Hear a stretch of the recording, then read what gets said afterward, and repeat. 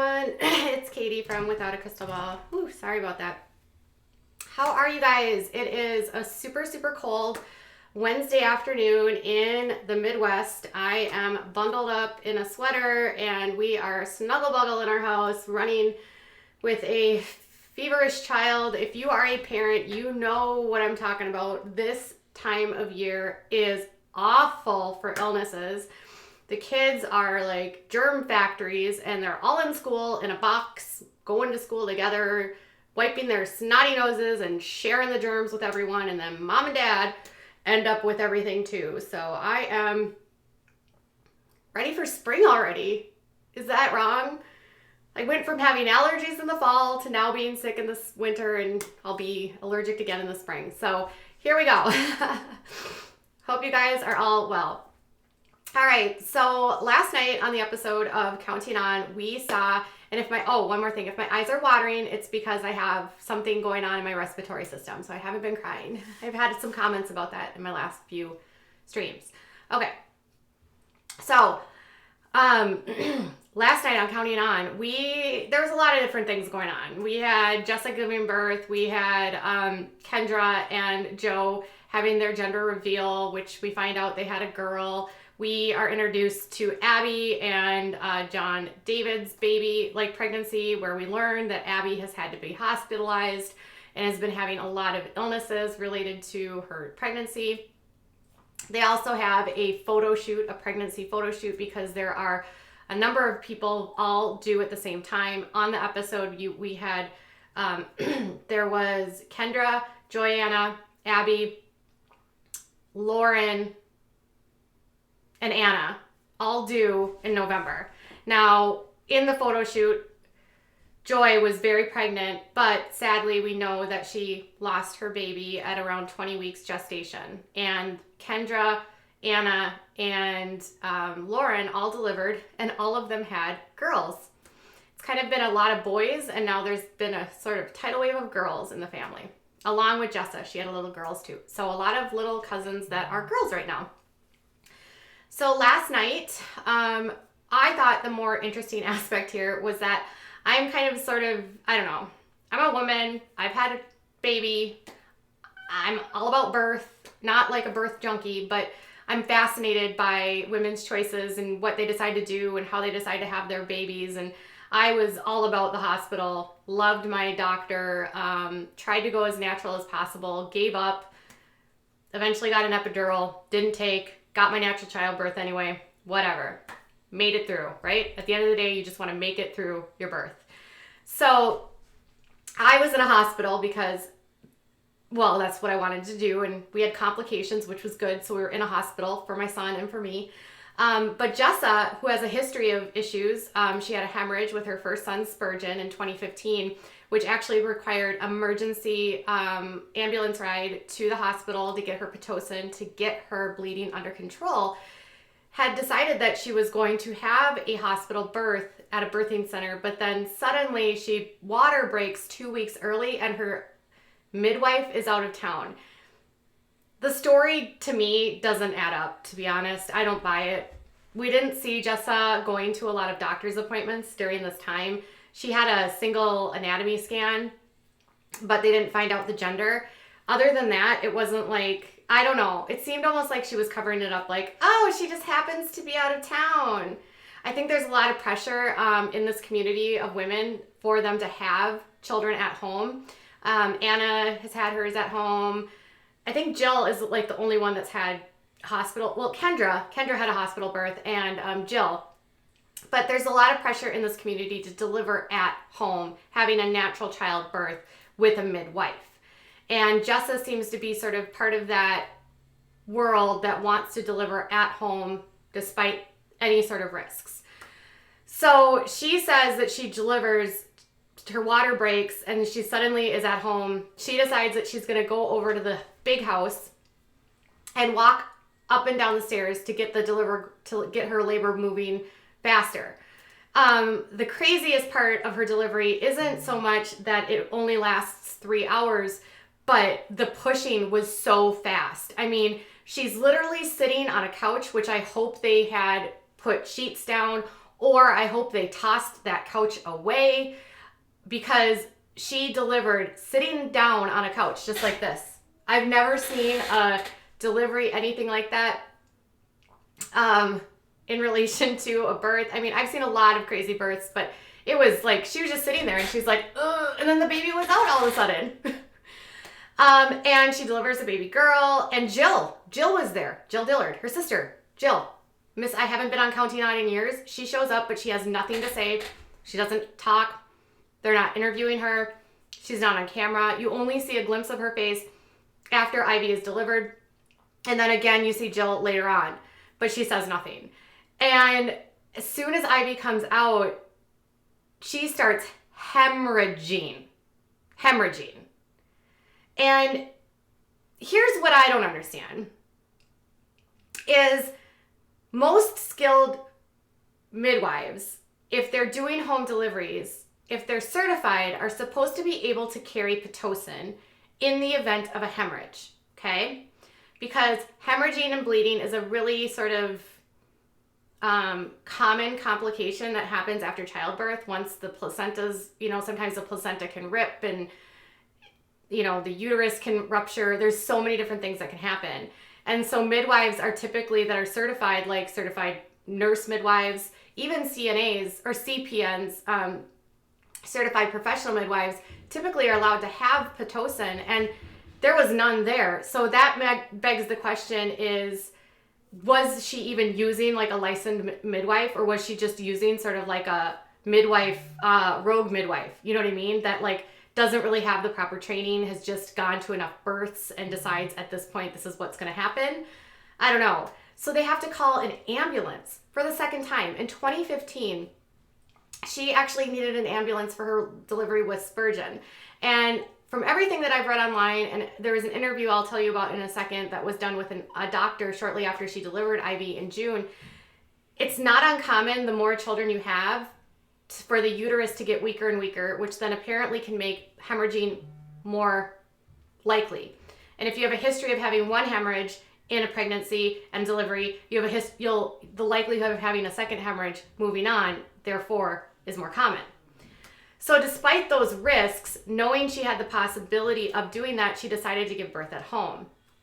So she ends up going to the hospital, and yes, astronaut, it's a lay birth wife. You are correct. So she ends up going to the hospital, and at the hospital, they give her some Pitocin. Thankfully, she did not need to have a blood transfusion, which can also happen. I've had several of my friends have hemorrhages that required blood transfusions. And it was almost just like, no big whoop. Just had a hemorrhage. Not a big deal. We're going to go home. I can't even imagine with that sort of like, I can't imagine having that kind of mindset. I'm such a rules follower. I know that some women, they believe that, our bodies are made to birth and it doesn't really matter and blah, blah, blah, blah, blah. I would just think if you've been through it once before, why would you chance it a second time? All right. So that actually got me thinking, because in June, when she delivered the baby, people were actually super upset because online, Jessa made it seem like it was like no big whoop. But we're reminded that, here's the thing, Spurgeon Elliott was born on November 5th, 2015 at home. Jessa almost changed her birth plan at the very last minute then. She persisted with the natural birth in her house. That was updated by People back then, but she turned concerning when she began bleeding heavily. They had to call 911 and whisk her and Spurgeon to the hospital. She required a blood transfusion. So her first child, Spurgeon, she required a blood transfusion. So Life and Style, or Hollywood Life, they spoke to an OBGYN named Dr. Peter Weiss. And he said, from her story, she was bleeding after delivery and could not stop without medical intervention. This is called a postpartum hemorrhage, after delivery hemorrhage. This is not an uncommon occurrence and can be very dangerous even in a hospital setting.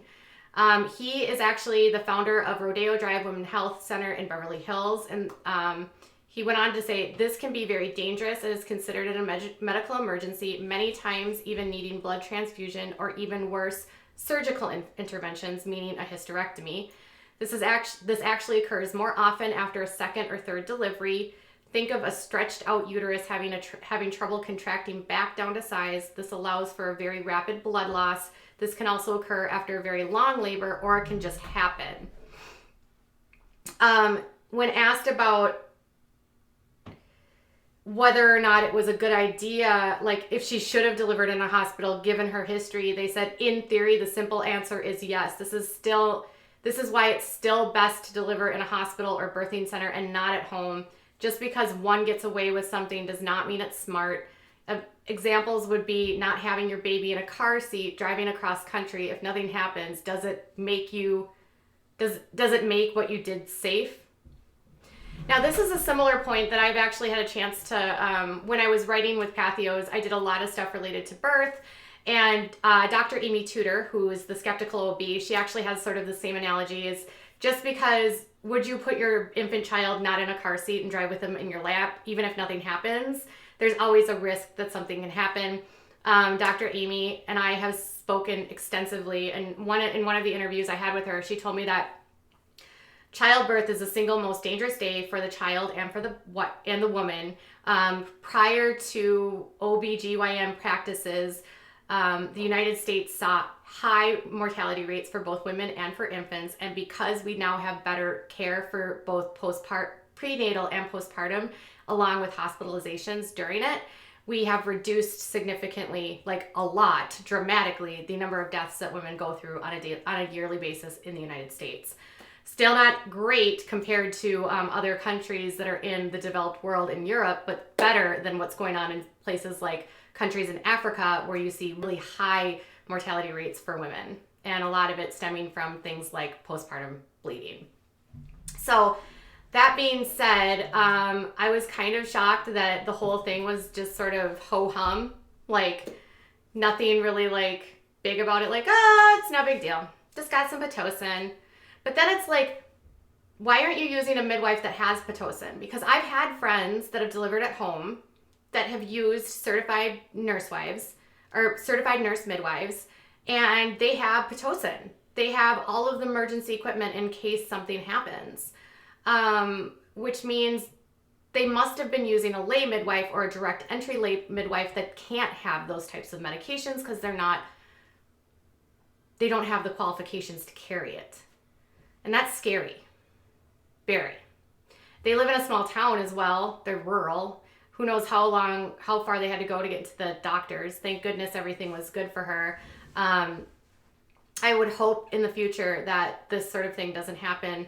I always think that coming home with the baby and you making sure that you yourself are surviving is the more important aspect than the birthing experience. So that was my surprise. Obviously, when all of this took place back in June, fans were outraged. They were angry with her because she was so matter of fact, and like they seemed as though she was lying. And even last night, it seemed as though they were misleading people by saying, "Oh, the midwife is out of town."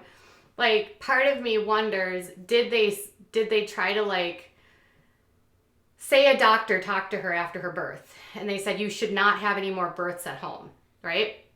And so did she like play the game where she pretended like she was going to deliver in a hospital and then just at the last minute decided not to? They do live in Fayetteville, Corey, but she delivered at the big house at her mom and dad's house, I believe. That's where she was going up and down in labor. That's what it appeared like on the show. Maybe she went back to Fayetteville. I'm not sure. No, wait, they did go back to the house. So I'm sorry, they were in Fayetteville, not in Tontitown. So I don't know. Sometimes I feel like TLC leaves out really big details. For instance, I'm in the process of speaking with Olivia Plath. If you just missed my stream about Welcome to Plathville, make sure that you check it out. After I got offline, I went onto Instagram and let everyone know that I had done the stream. And guess who showed up in my comments? Olivia, who said she is not happy with what was on air last night, and she is in my DMs right now answering questions. So I'll probably have a follow-up for you on that. There was an update related to Janelle Evans and David Eason with the restraining order. If you want a quick stream on that, put that in the comments below. And let me know, do you feel like she was deceptive, or do you think they just it happened the way they said they did. I get the feeling that this was never going to happen in the hospital no matter what. And I really, really hope if she has more kids, she takes the precautions to do the right thing and be in the hospital. All right, you guys, I'll be back in a little while with more. Bye.